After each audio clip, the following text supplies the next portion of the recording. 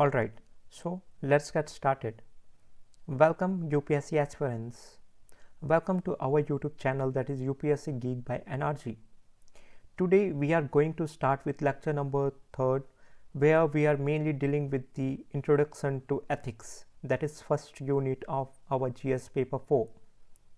In lecture number 2, we have already seen some of the concepts like scope of ethics, where we have seen how the scope of ethics is only applicable to human actions, which are basically consciously done with a view of an end, right? Then we have moved to burst some of the myths which are circumventing the concepts of ethics, like ethics is not morality, ethics is not religion, ethics is not following the law, ethics is not following culturally accepted norms, and etc. Right? Then we have seen very basic moral dilemma, that why to be moral, right? Where we have learned the concept of summum bonum, right? Which basically speaks that human nature is made to be good. Human nature is made to reach the utmost potential it is made up of, right?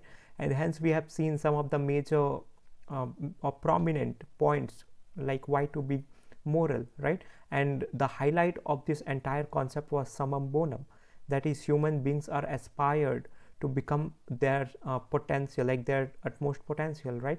So we have seen an analogy where we saw that morality is a lot like nutrition, where we don't usually take a formal course on nutrition, but still we know or have the basic idea what a nutrition is, right? So we have seen that. Now in today's concept, we will be mainly dealing with the branches of ethics, right? And we will be mainly dealing with the 4 major branches of ethics, that is descriptive ethics, then the second is normative ethics, the third is meta ethics, and fourth is applied ethics. Then we will see the determinants and the various influences of ethical behavior. Okay, so let's start with branches of ethics, right? As we have already seen that ethics is generally our morality or our evaluation of right and wrong action, right? So there are 4 major branches of ethics, right? 4 major approaches of ethics, and each branches of ethics have a different or peculiar approach towards the ethical behavior or ethical moral dilemma, right? So let's see the first branch of ethics, that is descriptive ethics. What is descriptive ethics? So descriptive ethics is the branch of ethics which is the study of people's belief about morality. All right, it is basically people's belief about morality, what people think, what people believe about the morality, right? So descriptive ethics is basically what deals with what is, right? And in contrast, the second branch of ethics, that is normative ethics, will majorly deal with what ought to be, that we will see in the next branch. Okay, so descriptive ethics mainly gives description about the different belief about the morality that people tend to have, right? It gives us a general pattern or a way of life of people in different types of communities, right? Descriptive ethics studies the history and evolution of ethics, right? For example, it states that history of various institutions like family or marriage and etc. If there is a, let's say, a child marriage, a culture of child marriage which exists in certain cultures in Rajasthan, why that particular practice is in prevalence, that is what will be analyzed by descriptive ethics. It basically analyzes what is, right? And under that what is comes what is the cause, what is the reason, and hence it nudges the descriptive ethics to analyze the history of certain practices like the practice of or the institution of family or marriage and etc., right? So it descriptive ethics basically states the history of various institutions like family or marriage. It gives a record of certain taboos, customs and conventions, right? Because it is basically based on empirical investigation. What is empirical investigation? Empirical investigation is basically the investigation based on experience, based on observation, right? Based on observation, we are observing the phenomena or the practices which are prevalent in society, and thus we are propounding what is prevailing, what is being experienced, rather than what ought to be, which is very much a subject matter of normative ethics, right? So one thing which needs to be remembered here is that descriptive ethics mainly deals with what is concept of ethics rather than what ought to be, right? We basically investigate the prevalent phenomena based on the empirical investigation, that is based from the observation, right? So this is the basic idea about the first branch, that is descriptive ethics.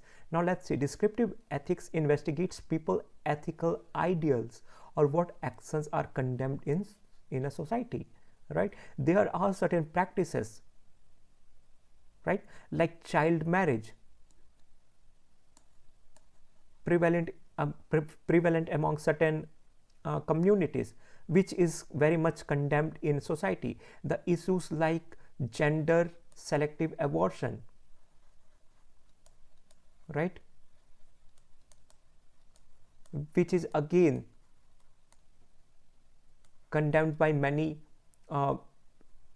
ethicians in the society, right? So descriptive ethics basically investigates people ethical ideals or what actions are condemned in the society. It aims to find the people's belief about values, which actions are right and wrong, right, which actions are right and wrong, and which characteristics of moral agents are virtues, right? Descriptive ethics is a value-free approach to ethics. It is empirical investigation to people's moral belief. Why it is value-free here? Right, because we are not doing any value addition, right? As we have already seen that descriptive ethics is mainly based upon the empirical investigation, right? What is empirical investigation?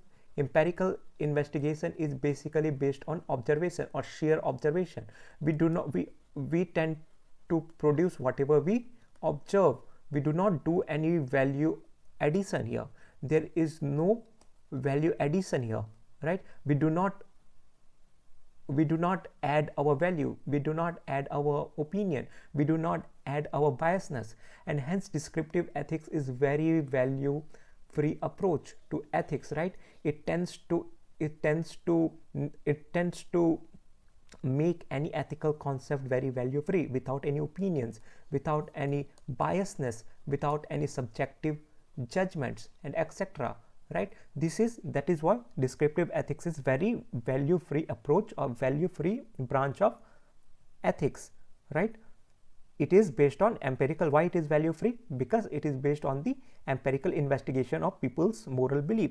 We tend to investigate what we observe in the society, and hence we decide what is the moral actions that are right or wrong, right? So this is basic idea about the first branch of ethics, that is descriptive ethics.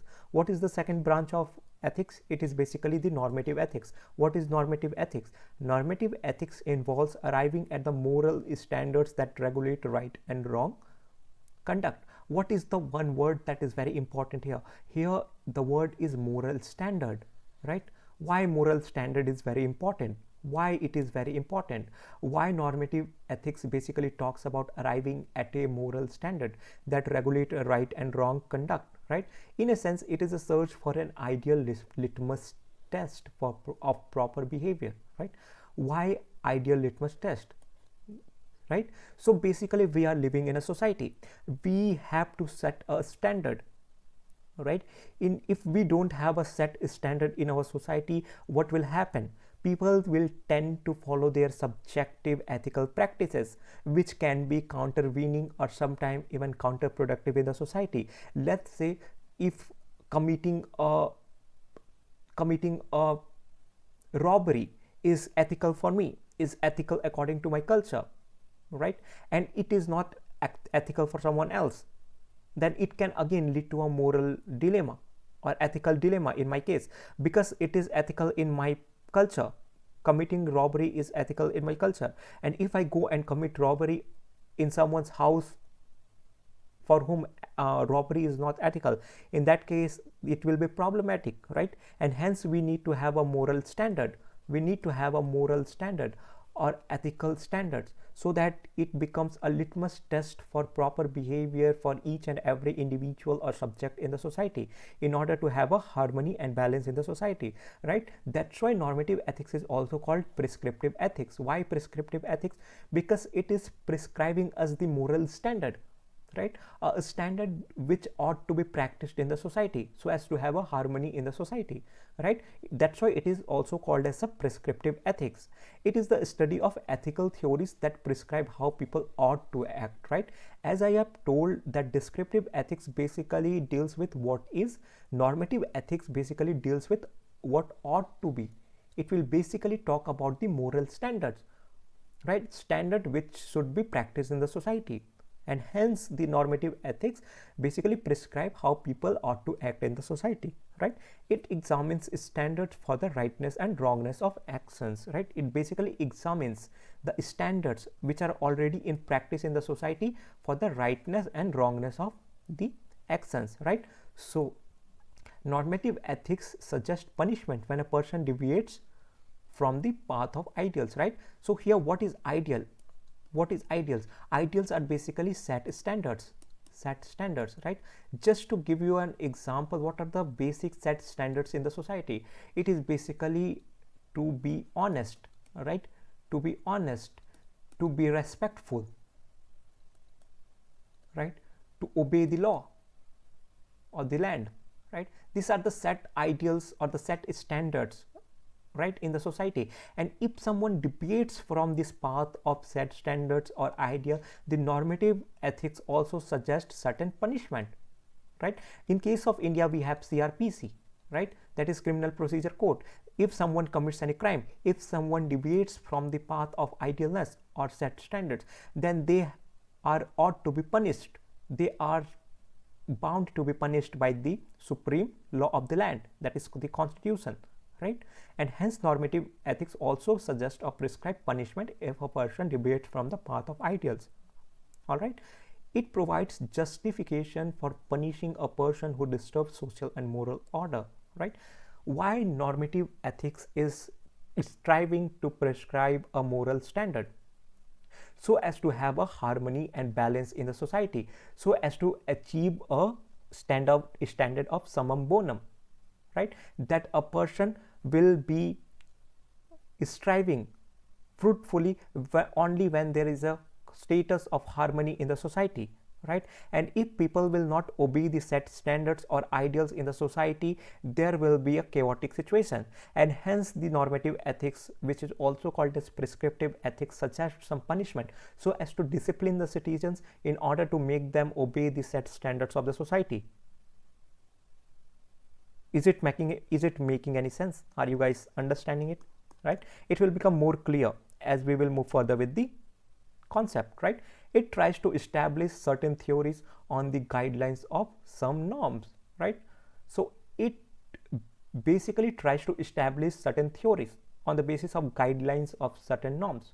What is norms? Norms are already practiced culture and certain rituals or practices in the society, right? Normative ethics offer the moral principles to use to resolve difficult moral decisions, right? So as it prescribes set standards, it also prescribes certain moral principles, right, to resolve difficult moral decisions, right? Let's say if integrity is a moral principle for me, right, and I am in the ethical dilemma, right, whether to accept corruption, right, or engage in a wrongful manner. Either I take a corruption, either I accept a bribery, or give a punishment to a person who has committed something wrong, right? And if I am an honest officer, I will always tend to avoid taking a bribery, right, because that is against my moral principles. And hence here, even I have to be a cruel man to punish a person who is not obeying the law, that will be ethical for me, because I am honest person. My moral principle are honesty, integrity, right? And hence here normative ethics offers moral principle to use to resolve conflictual or difficult moral decisions.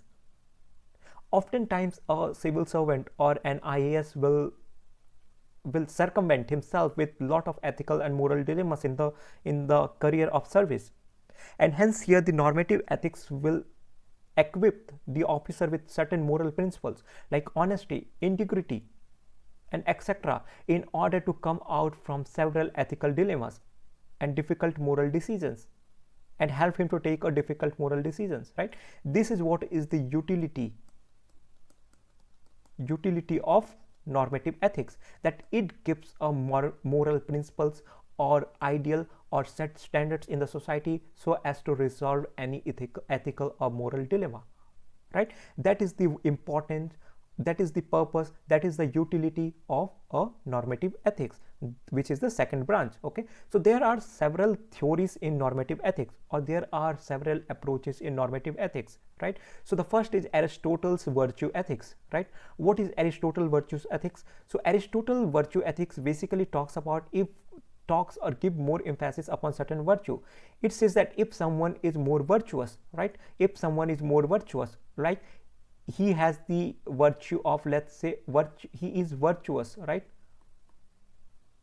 virtuous, having virtues of honesty, integrity,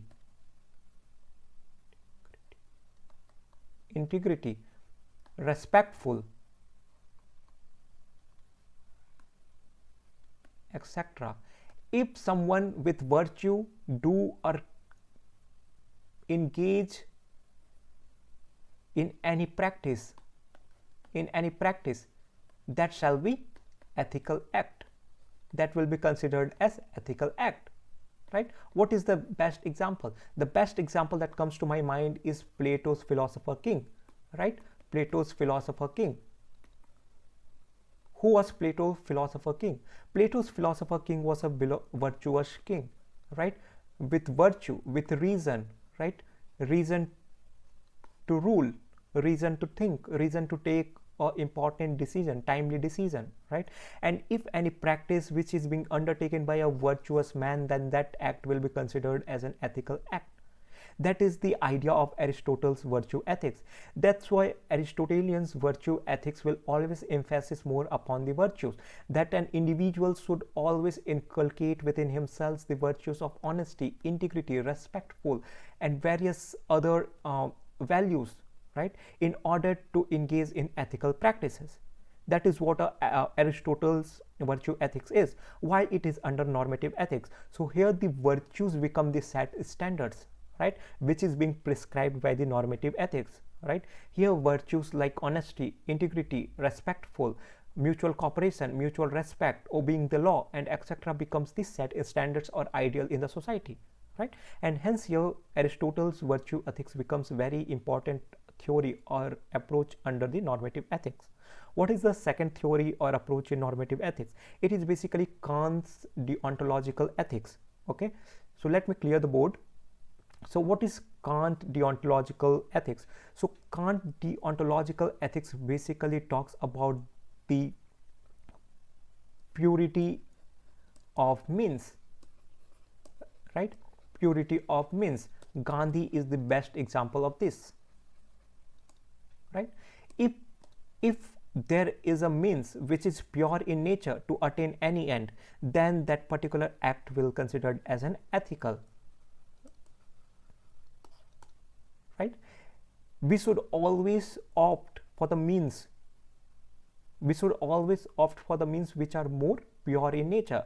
For example, in India's context, Gandhi ji is the best example. He has always opted the means, pure means of non-violence, of satyagraha, of truth, in order to achieve his end. That was the freedom struggle, that was the independence of our nation, right? And hence Kant's deontological ethics always will propound the idea of purity of means. If the means which is used in order to attain any end, that is pure, then in that case the end shall always be considered ethical, right? So just to give you a basic equation, the Kant deontological ethics will be pure means will always be ethical end, right, or conclusion. So this is the basic idea behind the Kant's deontological ethics. So just to give you a brief summary, Kant's deontological ethics will always emphasize more on the purity of means, right? The third is the Mill's consequentialism. What is Mill's consequentialism? So Mill's consequentialism is basically the idea of the greatest happiness of greatest number. Greatest happiness of the greatest number is the idea behind Mill's consequentialism, right? What is the greatest happiness of the greatest number? If there is certain acts which in the end produces the greatest happiness of the greatest number, that is, if the amount of happiness is more than the amount of pain, then that particular act will be considered as an ethical act, right? If I do something, if I, let's say, formulate any law which is accruing more benefit in the society than the side effects, then that particular law shall be considered as an ethical, right? If I let's say donate something, if I engage in any philanthropic activity, like let's say if I donated certain blankets to the needy people, if my particular act of donation is accruing or giving more pleasure to the people or more happiness to the people than the pain, then that particular act shall be considered as ethical act, right? So that is the basic idea behind Mill's consequentialism. That is basically emphasizing the idea of utility. If the utility is more pleasurable, if the utility is giving more happiness than unhappiness or pain, then that particular act shall be considered as ethical, right? That is the third theory or approach in normative ethics. What is the fourth? The fourth is very Indian concept, that is of Bhagavad Gita's Nishkam Karma Yoga. What is Nishkam Karma Yoga? So Bhagavad Gita basically propounds the idea that the actions which are done without any expectation, that will always be considered as dharma or ethical, right? What does that mean? It is basically action without any expectation, all right? It is basically selfless action. It is basically selfless action or action without expectation in mind, right? The best example Bhagavad Gita gives is of the warrior Arjuna, right, in the legend of Mahabharata, where Arjuna fights a battle with their own relatives, with his own acquaintance, right, the Kauravas, and he engages in the war or elimination of his close acquaintances, his teachers, just in order to bring dharma or harmony in the society. He do not have any expectation in his mind to acquire power, to acquire wealth, to acquire the authority. He just wanted to engage in the dharma, that was to fight a battle, being a Kshatriya, right? Being a Kshatriya. It was his dharma to engage in the war, to eliminate the adharma which was prevalent in the society, and hence Arjuna is the epitome of selflessness. Arjuna is a epitome of Nishkam Karma Yoga, where one is engaging in the action without any expectation in the mind, right? And if someone is engaging in the action without any expectation, then that shall be considered as an ethical act, right? And why? In contrast to Arjuna, there was a battalion of Kauravas, right?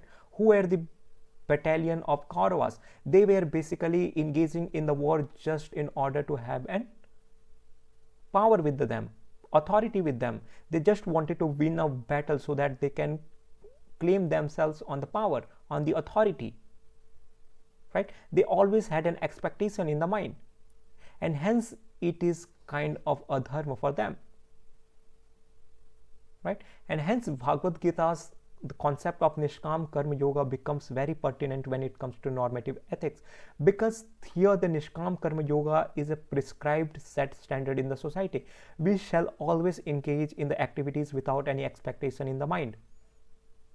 because with expectations comes foundation. Our scope to look at the things, our perspective to see things differently becomes very, very limited when there is certain expectation comes. Let's say one is wanting to become a civil servant. If someone is very, very result oriented, he will always find himself in sadness. He will always find himself in negative mood. Why? Because there is, most of the time, one may suffer from failures, right? And if the expectations are not met, one will always face disappointment. One will always experience disappointment because the expectation which he or she is expecting out of the exam or out of the service is not met, and hence he or she will be subjected to disappointment again and again. And hence the Bhagavad Gita's Nishkam Karma Yoga becomes very important concept for a civil servant to apply in his life, where there is a concept of selfless love, which is very, very important when it comes to civil services, which is action without expectation, right? So these are the four major approaches or theories to study normative ethics, right? So just to recollect, the first was Aristotle's virtue ethics, which gives more emphasis upon the virtues of individual, which also becomes a set standard in the society. Virtues like what? Virtues like honesty, integrity, respectfulness, obedience of the law, and etc. The second approach is the Kant's deontological ethics, right? What is Kant's deontological ethics? So Kant's deontological ethics basically talks about the purity of means. If means is good, then the end will also be good. Means justifying the end, right? The best example is Gandhi's means of non-violence, truth, ahimsa, right? The third concept is Mill's consequentialism. What is Mill's consequentialism? Mill's consequentialism basically propounds the idea of greatest happiness of the greatest number. If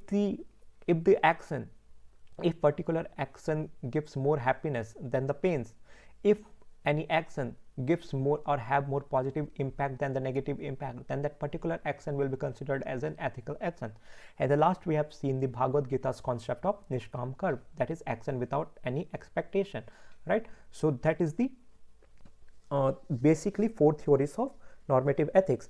This is the best epitome of golden rule, okay? The epitome of golden rule, which is the very pertinent example when it comes to normative principle, okay? So the golden rule is a classic example of what? Normative principle. What is golden rule?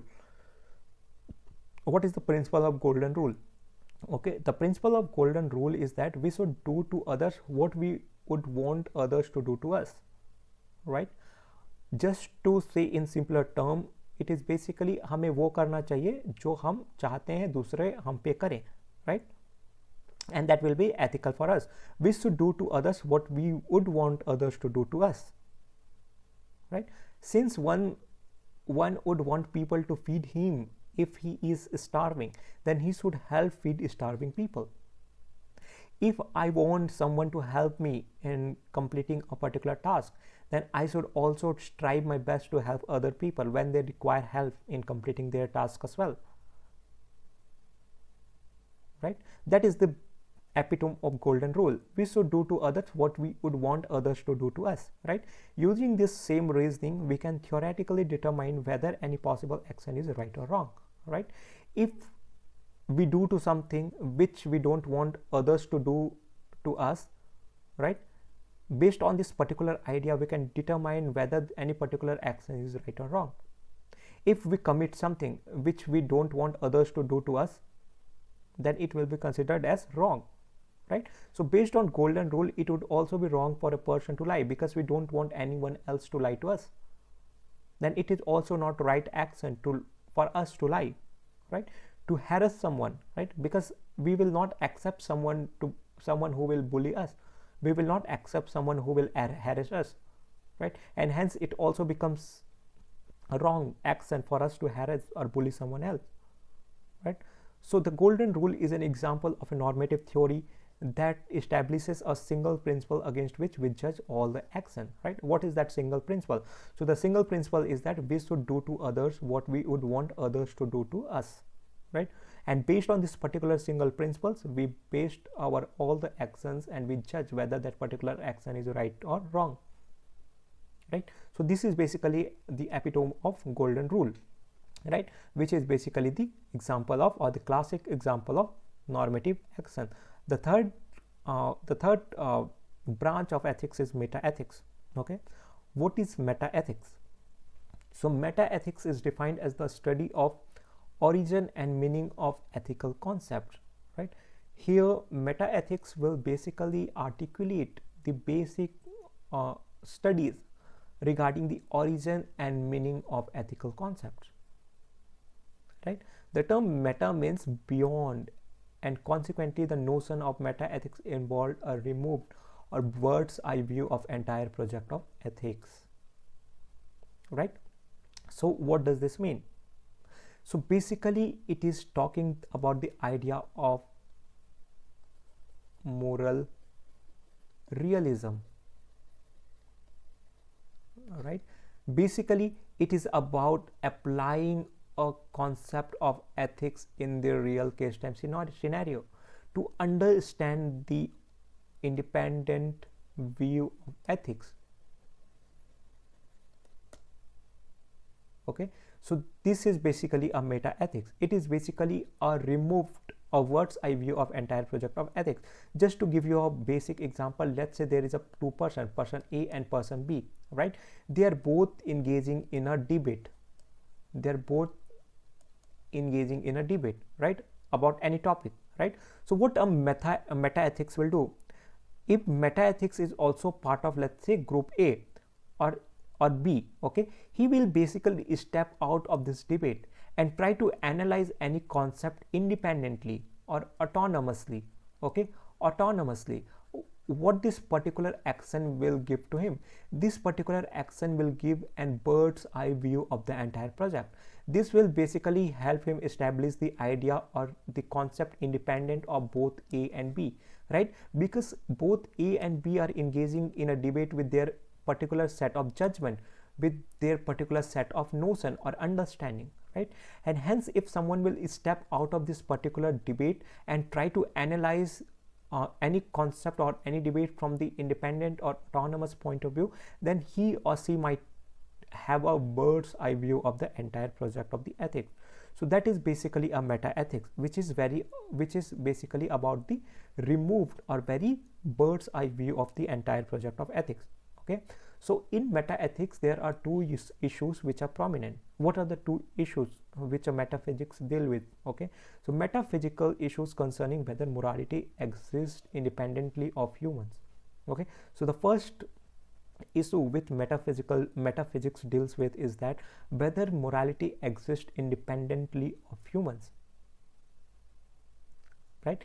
Is moral principle of, let's say, honesty is limited only to humans, or is it applicable to God as well, right? This is something which becomes a very prominent issue in the metaphysics, right? Is something is moral because is it commanded by God, or is it something moral because the God has commanded it, right? So here the most prominent or concerning issue with meta ethics is about the independent existence of morality, right? And second is the psychological issues concerning the underlying mental basis of our moral judgment and conduct. So two words which stand very important here is that metaphysical and psychological. These are the two prominent issues which we will be dealing in meta ethics, right? We will also discuss this in very greater clarity in the lecture series as well. So just have a basic idea here is that the two prominent issues in meta ethics is about metaphysical and psychological issues, right? Metaphysical issues basically talks about whether morality exists independent of humans or not, and psychological issues concerns underlying mental basis of our moral judgment, right? What goes or what psychology is employed when we engage ourselves in any moral dilemma. Is there any psychological or mental basis of our moral judgment or not? So these are the two important prominent issues. Okay, in other words, meta ethics is the study of what ethical terms and theories actually refers to, right? When we say, let's say, when we say the term moral realism,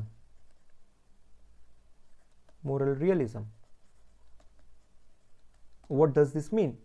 When we talk about consequentialism,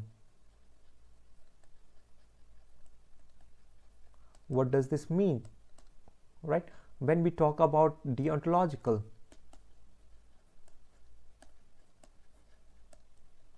what does this mean, right? So this all will be dealt in greater clarity in the metaphysical or meta-ethics branch of ethics. Okay, it determines the validity of theories advanced in normative ethics. Okay, so whatever set standards or ideals are prescribed in normative ethics, meta-ethics will determine the validity of the theories, whether that particular theories or standards which are prescribed by the normative ethics are standing valid in the society or not.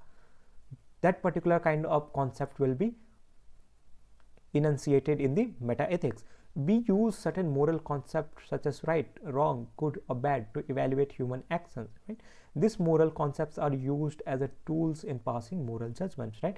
There are certain tools, right, like the judgment, moral judgments of right, wrong, good or bad to evaluate human action.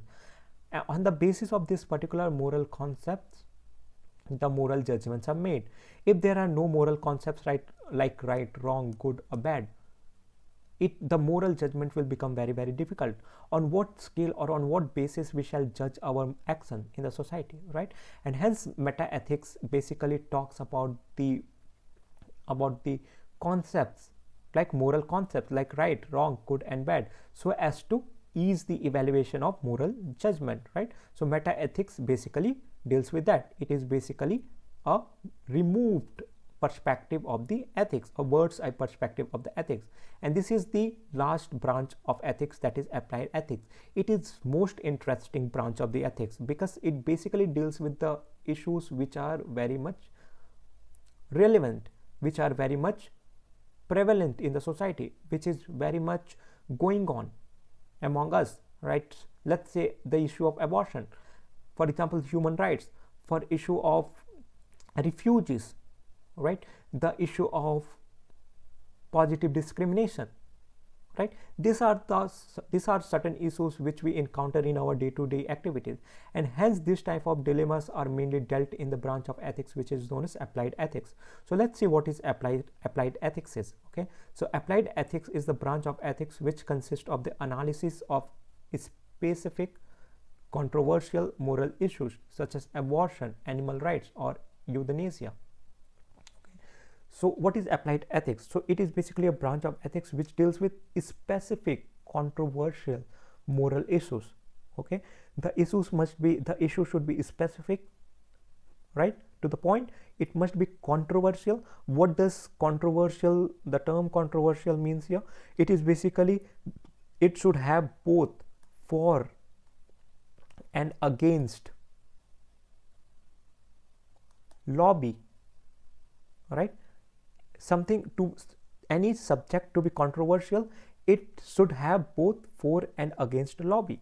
There should be a group of people who should be talking about for, and there must be a group of people who must be talking about or talking against the particular subject. In that case, it will be considered as controversial. So what is applied ethics? The applied ethics is the branch of ethics which consists of the analysis of specific controversial moral issues such as abortion, right? We are seeing in United States currently how the issue of abortion is very much in news, right? So there the concept of ethical applied ethics will come in, right? It helps us to use knowledge of moral principles to present dilemmas, right? Here it basically helps to use knowledge of moral principles, right? The moral principle that we have already seen to the present dilemmas. There are certain issues which arise due to newly adopted lifestyle.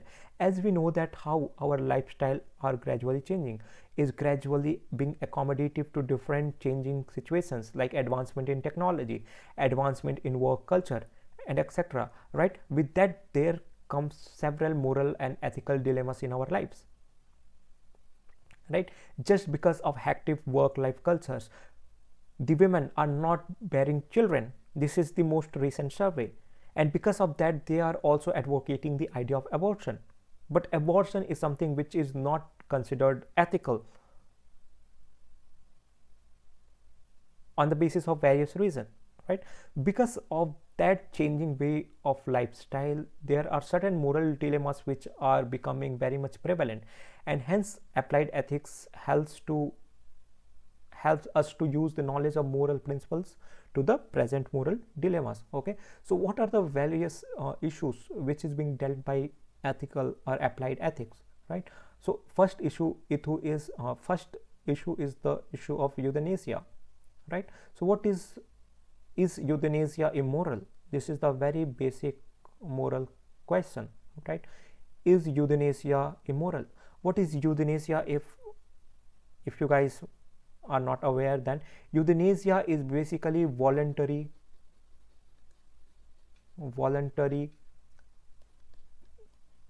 taking away of life of someone who is suffering, right? The practice of euthanasia is also being practiced in cultures like in the states of Tamil Nadu, right? It was recently in news where there is a practice of euthanasia. Basically the people during their later ages or during their late ages, just in order to avoid suffering, they are basically subjected to euthanasia, where there is either they are administered a life-taking drug which is known as active euthanasia. The picture, the one you can see in the picture, they are injected a life-taking drug, a life-deteriorating drug, or in certain cases the passive euthanasia. What is passive euthanasia? Let's say if someone is under a life support system like ventilators, right? So in the case of irreversible life, what does this term mean, irreversible life?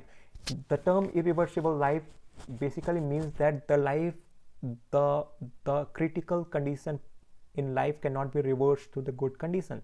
In that case, the life supporting system like ventilator is removed, and hence the health of the patient starts declining gradually, deteriorating gradually, which leads to the death of the individual.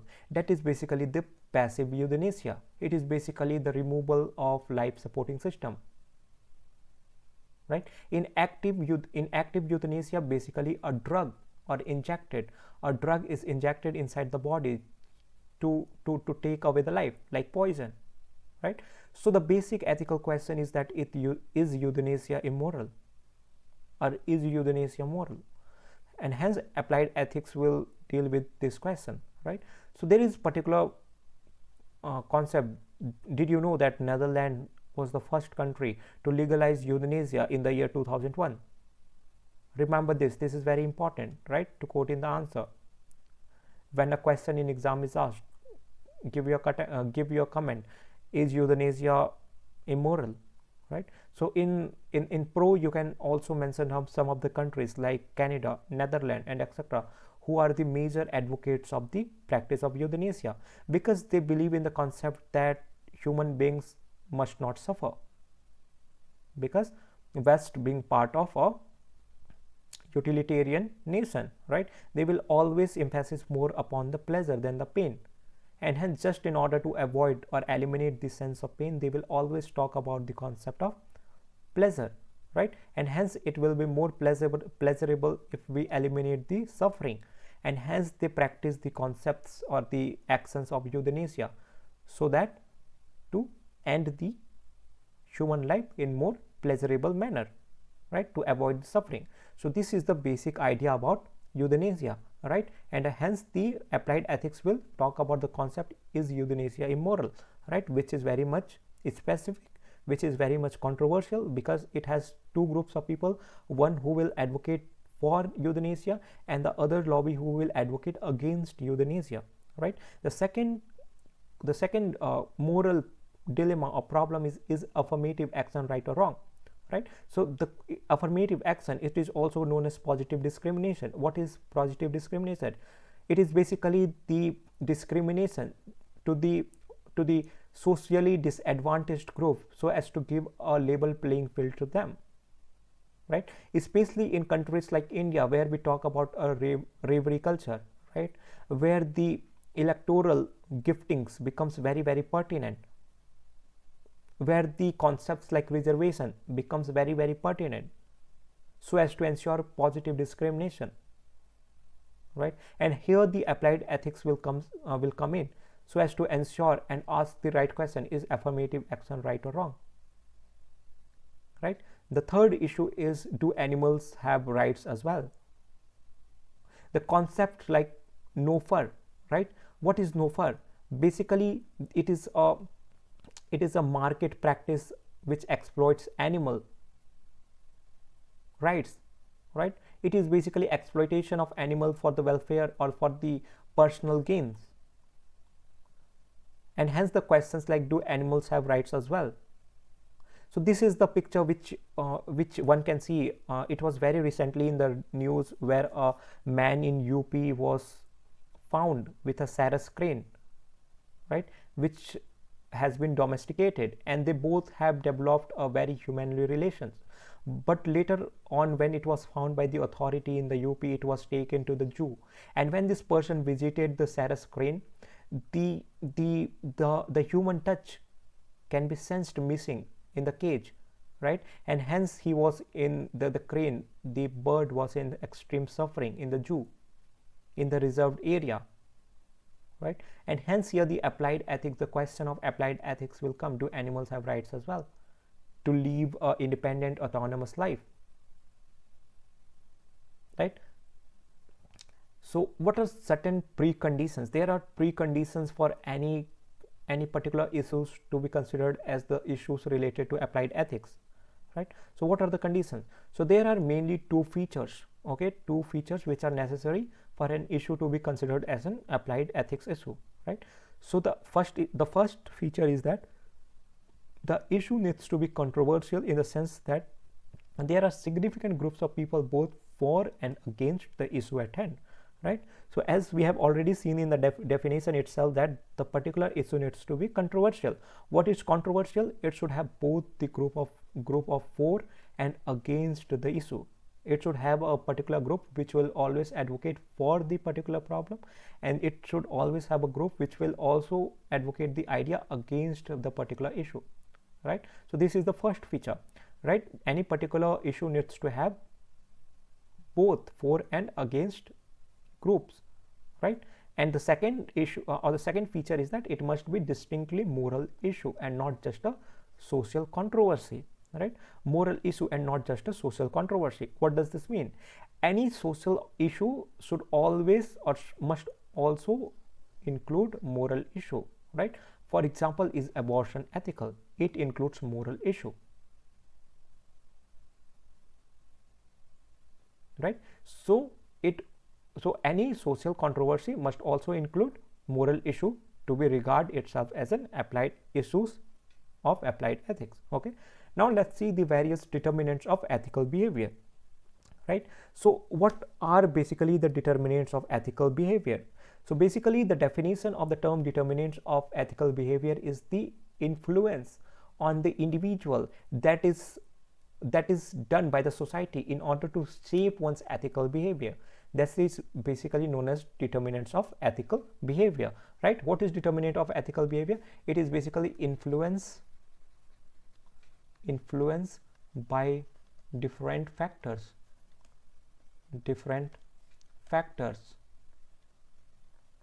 on individuals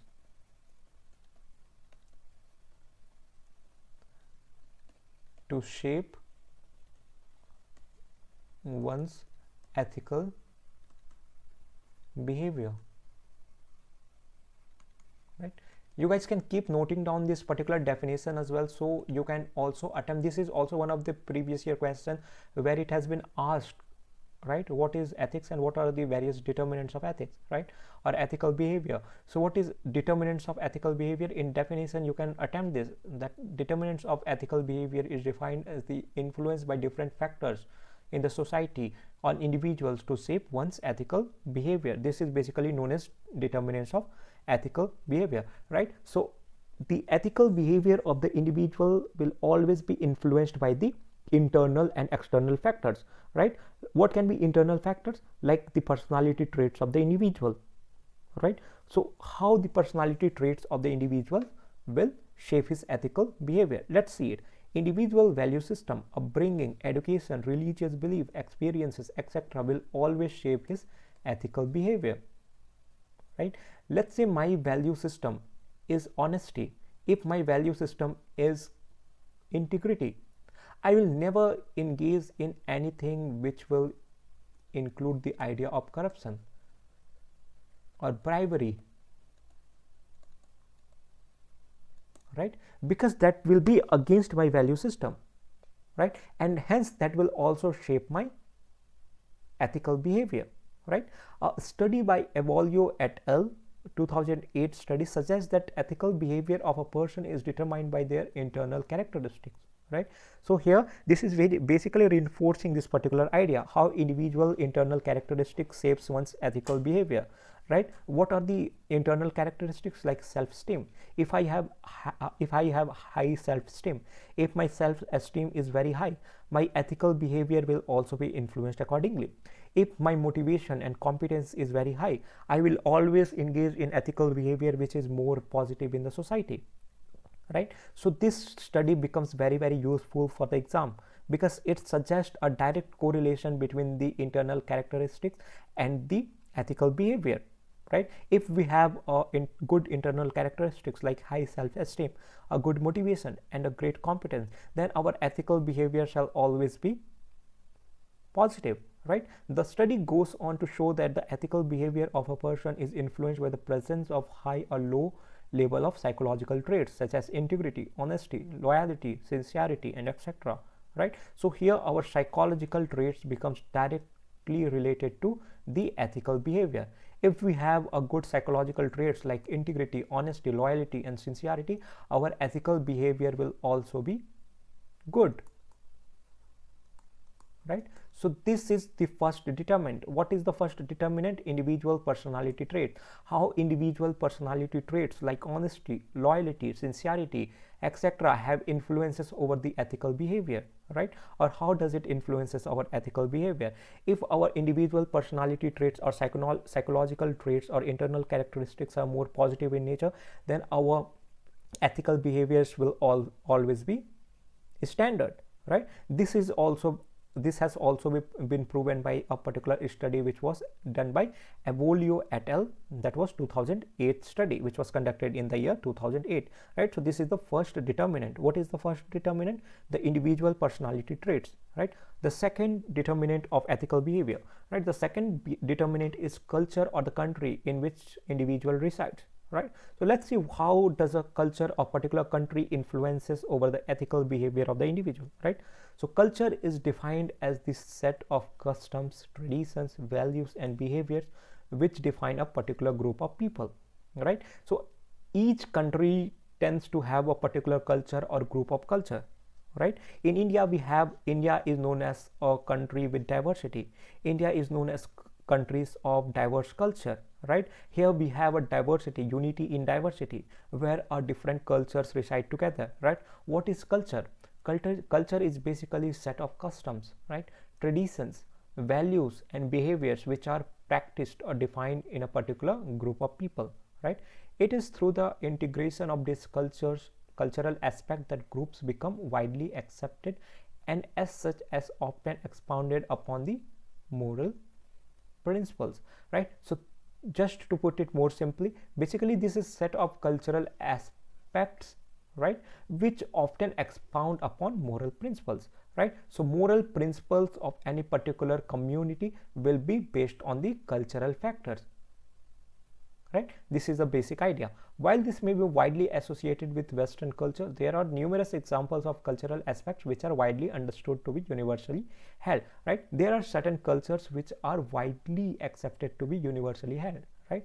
So there are certain cultures, let's say their culture of, there is a rule in Judaism where individual may not commit or may not murder, right? It is prohibited in Judaism to commit murder, right? And hence it is also a universally held moral principle, right? It is very universal in nature.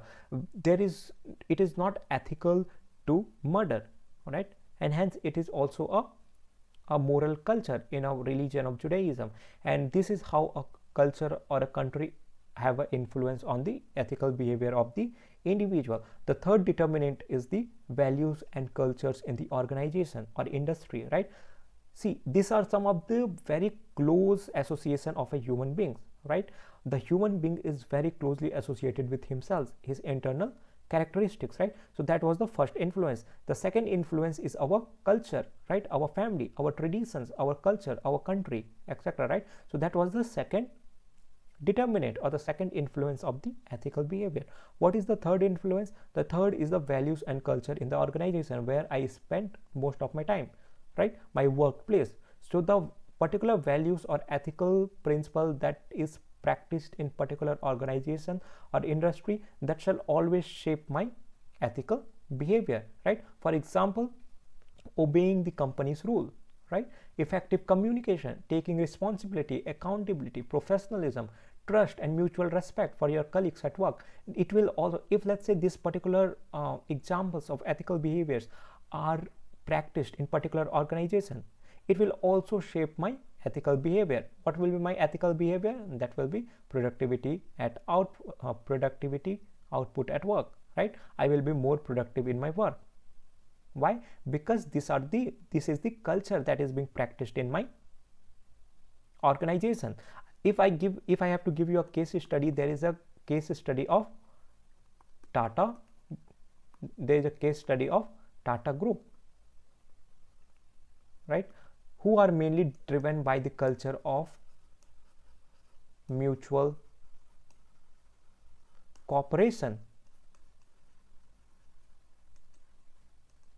right? During the time of 26/11 Mumbai terror attack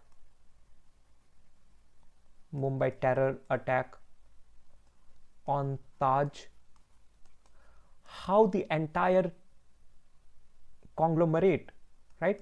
Entire conglomerate of Tata Group,